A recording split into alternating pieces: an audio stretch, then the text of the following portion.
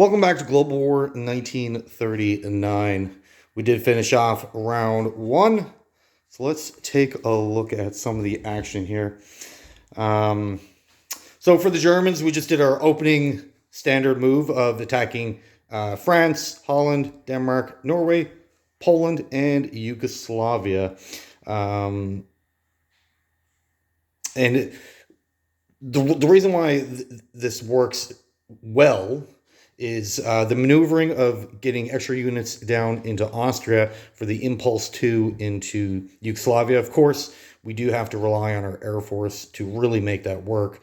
Yugoslavia does have an AA gun, so it is risky to your Air Force. We did lose 2 tactical bombers in that endeavor, unfortunately.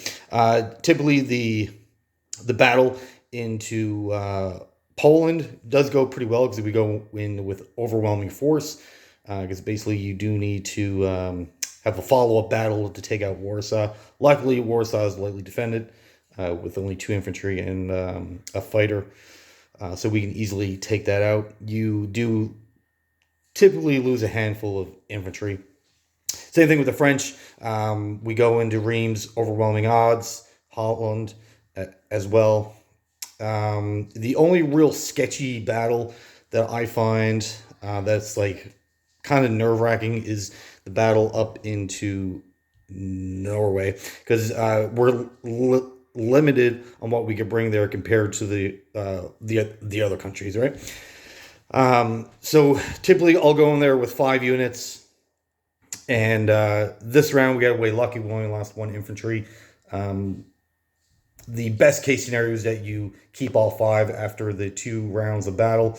Worst case, you're left with only 2 units to occupy the territories. But we end up with 4. The air transport helps out a lot. Of course, when you bring in your Navy in Sea Zone 17 on the first impulse, you hold back the battleship and the cruiser on the sea battle, because we'll take out the British and Denmark fleet with the subs and the cruisers, or destroyers, sorry. The cruiser and the battleship will do the shore bombardment once you offload your transports, which helps out a great deal. And then in the France, when I do my purchase, I'll usually, in the last couple of games, I've always got 6 armor, 6 medium armor, 2 mechanized, and artillery, and airborne. So, because once you use your plane to drop off your airborne up in Oslo, then he has to go back to Western Germany, but on second impulse, he has nothing to do. So purchase the second airborne, and then you can drop him off in Bordeaux. It's not completely necessary in the Battle of France. Typically, like Reims, Paris, and Norway are the ones that are getting attacked. Marseille and Bordeaux can be left to a die roll, but why take that chance? Yeah, so if you didn't get him, you're going to get another artillery. So you'll have an extra artillery in the Paris, but it's not really needed. You're already going in there, and the chance of the Germans losing Paris or the Battle of Paris is very unlikely, unless you get really bad die rolls. So why take the chance of Bordeaux going to the Allies on a die roll when you just drop in use the air transport to drop in a man, and you're guaranteed to get it? So the only territory you're worrying about the die roll is Marseille. And then the rest of the French territories do get die rolled as well, but most of them are not worth anything, and they're mostly in Africa. So the Germans were lucky, and they got these 2 territories. These 2 money territories did go Allied. Same thing with the Middle East. And over in Asia, they went 1 for 1. So one went pro-Axis, and the other one went pro-Allied. But these I'm not really worried about. The ones in Africa is, yeah, if the Germans can pick them up and get an extra $1 or 2 for 2 or 3 turns, great. But the one that I'm always interested in is Marseille, because if that goes Allied, then you have to spend turn 2 fighting it, as turn 2 all your whole thought process has to be going to bordering, getting units on the Soviet border. So this would just be a distraction. Same thing with Yugoslavia. I always like to take it on turn 1, as it would be a distraction for turn 2. And then you'll know after the 2 impulses, you'll know what units you have to work with, what your purchasing priorities should be. But after that, your money-wise, for the Germans on turn 2 purchases, you should have about $90 roughly, because you're getting 20 from France. If you get the airborne, then you should get your 3 bonuses. You're going to get 1 from Oslo. You're going to get 1 from the Russians, so that's $10. But if you set this up properly and leave a guy in Reims, Western Germany, have infantry in all these territories, these 3 you should have anyways from the first and second impulses. So you don't really need to leave guys behind.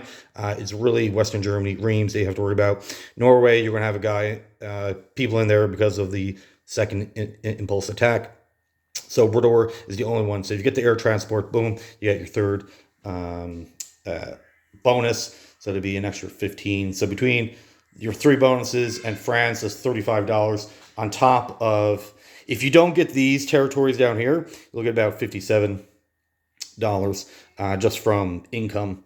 So this gives you an extra $1 or $2 depending on how many you pick up. If you can get all 4, even better. Now with the German Navy, basically on Impulse 1 went and took out the British and Denmark fleet. Impulse 2, we typically like to attack the British fleet up here. They do have a battleship, aircraft carrier, and a few other vessels. Get that out of the way, completely weakens the British in the Atlantic, and then they're forced to focus on rebuilding their navy. And with the French vessels, quite a few of them went Vichy. A lot of them got sunk. The Germans did pick up a destroyer and 2 cruisers. The British did get 3 vessels. 2 of them got sunk in the follow-up battle. That the British typically like to counterattack the Germans. Because if the British don't counterattack, which they don't have to, but what will end up happening, the Germans will get back in this sea zone here, and then the British won't be able to get at them. And basically, once they're in here, then they'll just wait for the Italians to do whatever work they need to do here, and then both fleets will come out and challenge the Americans and the British. So, turn 2, 3, 4, 5, having a big German fleet doesn't really affect the British. Turn 6, 7, and 8 would be a major headache. So why worry about that? 5 to 6 turns later, you can just take care of it now. And the British usually win this pretty heavily, but they're relying a lot on their Air Force. This battle, the British did lose their that small puny plane. But they do have a pretty healthy fleet. Still got a cruiser, couple transports, battleship. And they went ahead and repurchased their Canadian fleet. They usually get sunk by the Germans on first impulse. They came down with the 3 subs, do some convoying. This was remnants of the cruiser that starts down here, and the 4 subs off the coast of France came down here, Impulse 1, and attacked on Impulse 2. So there's only 3 vessels left. So these will more likely link up. However, these 2 transports is a juicy target for the subs. But possibly this is done on purpose to lure the subs higher up into the Atlantic, and then the British will have time to cut them off from escaping, making them easy targets to destroy. So bring 1 sub up maybe, and the other 2 link up with these guys. They can either wait here and let the Italians open up the strait so they can get into the Mediterranean, or take the long way around Africa.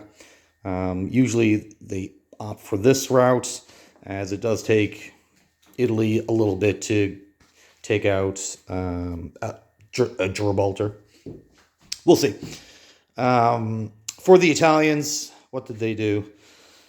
They purchased their factory to to answer the call for the British factory. They did also build an army base, which is interesting. So now they can produce 4 units a turn. The British can only get 3. And of course, the Italians can come and transport units down. They do start with 2 transports. I would suggest get at least a third. I've played games where they went up to 5 transports and just chucking. And then once you have your 5, then focus on infantry, artillery, and just get as many units to Africa as possible, producing tanks as well, but mostly infantry, artillery will certainly help you out. Yeah, but definitely recommend it. Start purchasing more transports to get more units into Africa. So if you can outproduce the British in Africa, you'll be much easier to take out Cairo. Because believe it or not, even though the Italians do go in with an overwhelming force, I've seen a couple times where the Italians do lose that battle. So you want to get to a point where it's guaranteed. Because once Cairo's gone, the rest of Africa quickly follows. It does open you up into the Middle East, which does have a minor ally, Iraq, that you can activate. There is a time frame of that. I believe it's turn 7. The Iraqis will overthrow their government and turn to pro-allied. So you want to get there before turn 7. It does give you a couple of extra infantry for free and another territory for $2. Plus, Persia and Iraq is a bonus for both the Axis and the British. So you want to be able to get that money. For the Russians, they're prepping up, getting ready to attack Finland. That typically happens most games. They'll take out Finland and cut off the Germans' ability to attack from the north, pretty much guaranteeing that the only place they're coming from is the south, allowing your Russian defenses to focus more of their attention to where they know they're going to be attacked from. The center, not really. The center usually takes out the Baltic states and West Poland, and then usually stops. Once Moscow falls, then you can utilize these forces, start taking out these territories, or they'll just rush into Leningrad, depending on how well supplied Finland is. Typically, Finland falls, and then what's ever surviving Russians have to quickly get down south to help defend their country.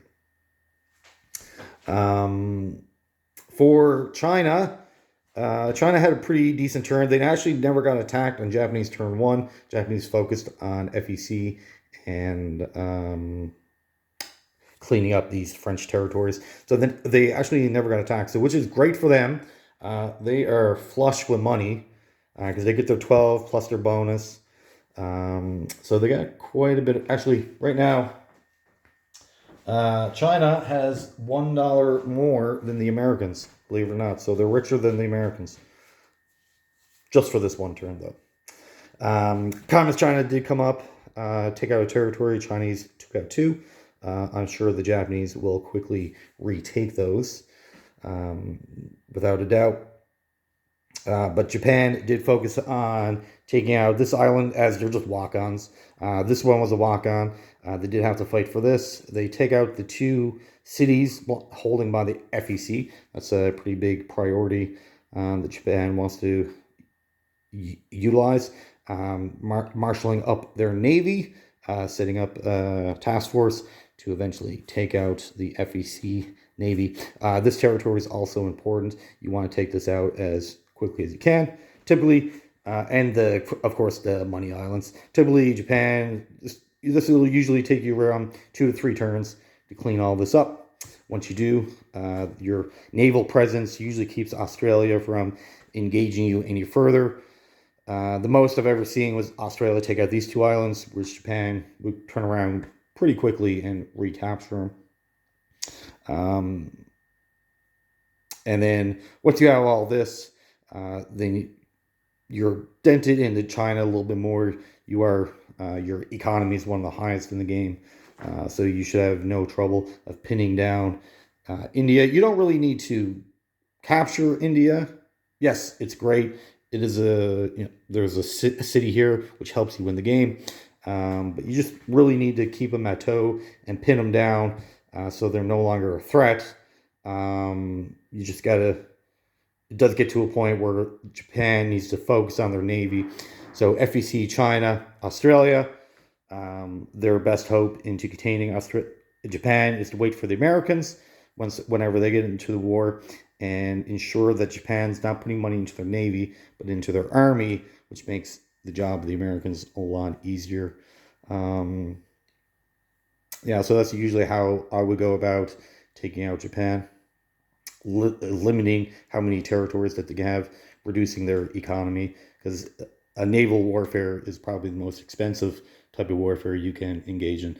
So if you're keeping them constantly buying artillery and infantry, certainly taking out any air force that you can when the opportunity arises, it'll make life a lot easier for the Americans, because their economy is kind of split between the Atlantic and the Pacific, unless they pick out one.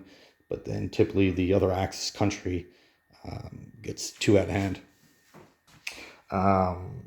Australia, they just went ahead and activated New Guinea, marshal up their navy for a possible strike into the Caroline Islands.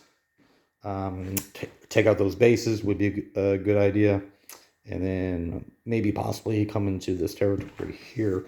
That's usually as far as they get, and then Japan just comes over and destroys their navy, and then Australia got to rebuild their navy from scratch. They did pick up another transport, so we'll see how we can utilize that in the best way possible. For the Americans, they went ahead and purchased on their first income. They don't really have a lot of money, but they did go ahead and get another aircraft carrier. So right now they're on par with the Japanese for capital ship carriers. The Japanese do have 2 escort that they're heading, but it's certainly between the Americans and the Japanese. It becomes a capital ship race. Whoever can produce, more battleships, more carriers. Escort vessels do help out a lot. Destroyers and subs to absorb hits. For over in the Atlantic, not really much going on outside of the retaliation onto the German Navy. The Americans, all they purchased over here was 1 artillery because they put all their money into an aircraft carrier. Canada's moved up into Quebec, and they're ready to sail across the Atlantic. Canada and both Britain put down a transport off the coast of Quebec each. Down in Africa, they went ahead and made their standard purchase of complex. If you don't do this, you're, in my mind, you're giving up on Africa. Like, if you have no intentions of battling out for Africa, don't even do that purchase. Just put your money into your main country. But this is definitely a must if you want to have any kind of presence in Africa, the Middle East.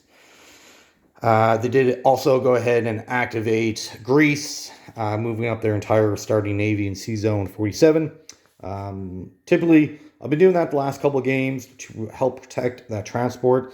I'm starting to believe that transport is not worth protecting. Because if you're just trying to do it for the bonus, that if you get 8 transports on the map, all the Commonwealth countries will get a varying bonus anywhere between $5 to $1.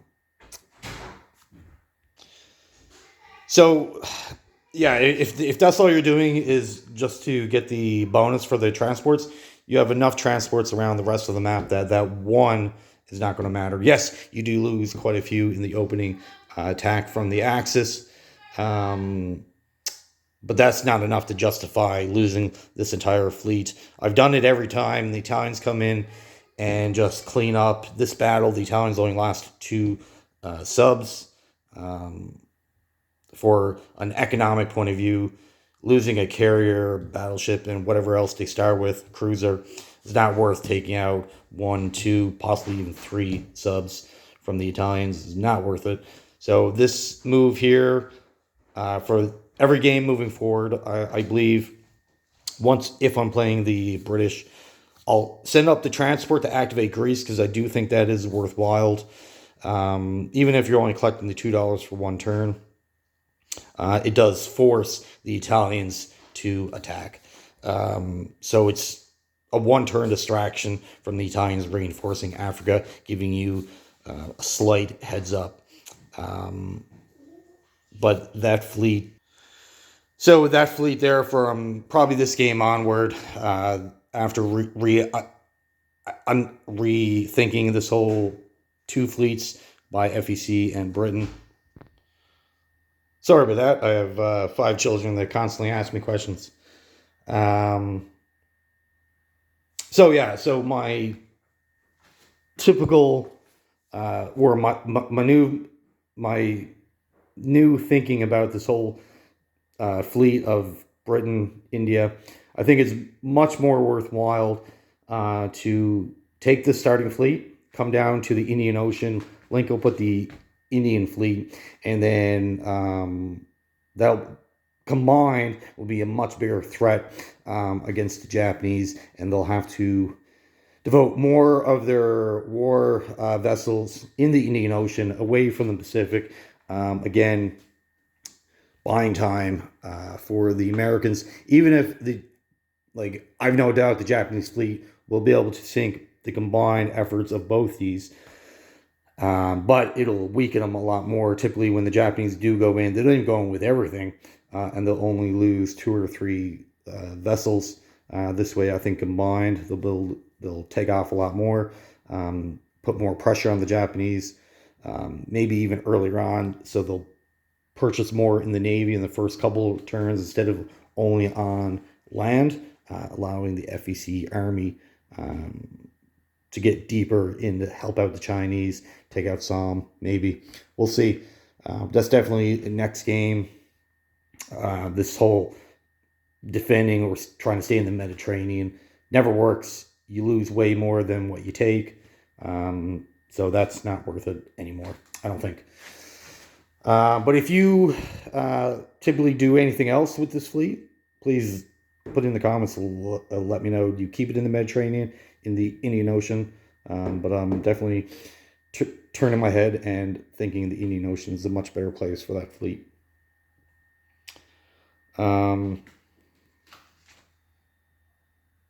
Yeah, so that is it for this turn. Some big things happened, small things. It was a pretty standard opening round. There was a couple of variation in the Japanese first turn, but as far as Europe is concerned, everything went out no as any other game. So not really much different between this one or the previous. All right, well, thank you for watching, and have yourself a great day.